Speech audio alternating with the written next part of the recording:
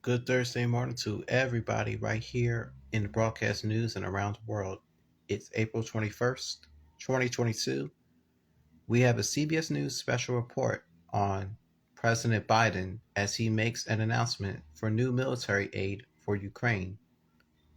So, with that being said, let's make a deal, and the prices right are being impacted by this. Let's listen in to my Uncle Joe Biden right now.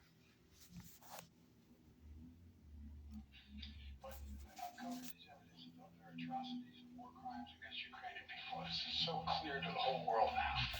Now they've launched and refocused their campaign to seize new territory in eastern Ukraine. And we're in a critical window now of time where they're going to set the stage for the next phase of this war.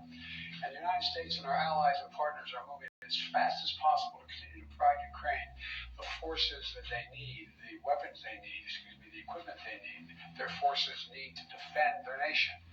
Last week, I signed an $800 million package of security assistance to Ukraine that included new capabilities like artillery systems and armored personnel carriers, equipment that is responsive to Ukraine's needs and tailored to support the intensified fighting in the Donbass region, which is a different war than in other places because both topographically it's different.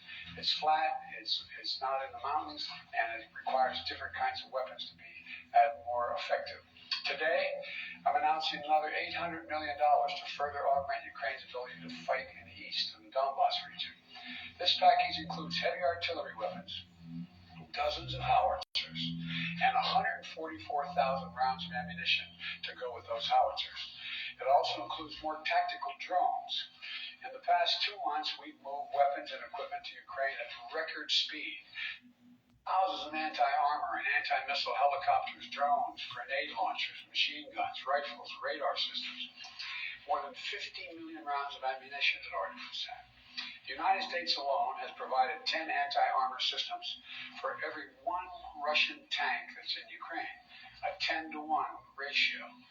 We're sharing and will continue to share significant timely intelligence with Ukraine to help defend them against Russian aggression. And on top of this, these direct contributions from the United States, we're the outfit facilitating the significant flow of weapons and systems to Ukraine from other allies and partners around the world, like the S-300 long-range anti-aircraft systems that recently transferred to Ukraine. We are getting them in there. We won't always be able to advertise everything that our partners are doing to support Ukraine's fight. To modernize Teddy Roosevelt's famous advice, sometimes we will speak softly and carry a large javelin, because we're sending a lot of those in as well. But we're not sitting on the funding that Congress has provided for Ukraine. We're sending it directly to the front lines of freedom, to the fearless and skilled Ukrainian fighters who are standing in the breach. You got to admit, must be amazed at the courage of this country, the resolve that they're showing, not just their military, but the average citizen, men and women, young men, young women as well. It's the sustained and coordinated support of the international community, led and facilitated by the United States, is a significant reason why Ukraine is able to stop Russia from taking over their country thus far. Every American taxpayer, every member of our armed forces can be proud of the fact that our country's generosity and the skill and service of our military helped arm and repel Russia's aggression in Ukraine. To beat back Putin's savagery that tried to seize Ukraine's capital and wipe out Ukraine's government. The Battle of Kyiv was a historic victory for the Ukrainians. It was a victory for freedom, won by the Ukrainian people with unprecedented assistance by the United States and our allies and our partners.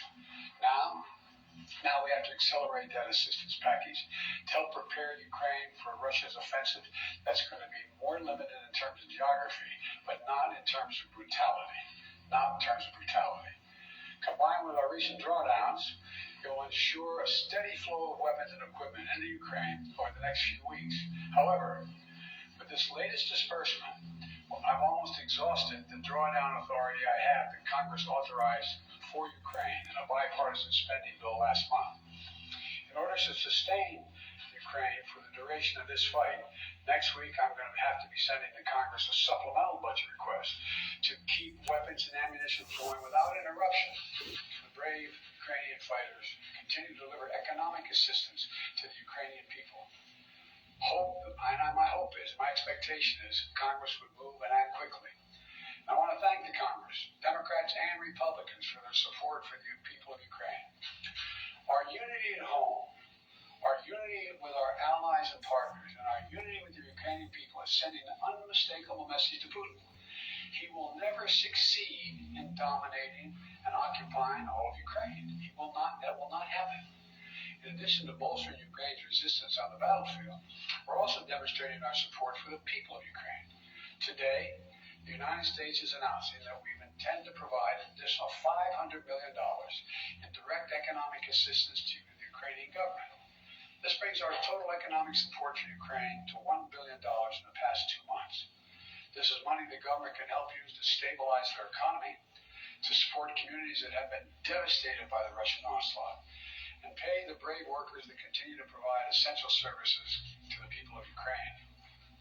You know, these past weeks have seen the terrible human cost of Putin's ambition for conquest and control. Approximately two-thirds of all Ukrainian children have been displaced from their home. More than 5 million Ukrainians have fled their country. It's an absolute outrage. That was my Uncle Joe Biden giving you the latest on what's going on.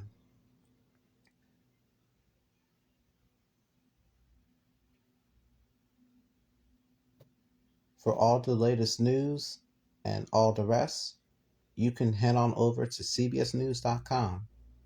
My name is William, reporting live from Studio Letter G. I hope all of you will have a great day to the fullest.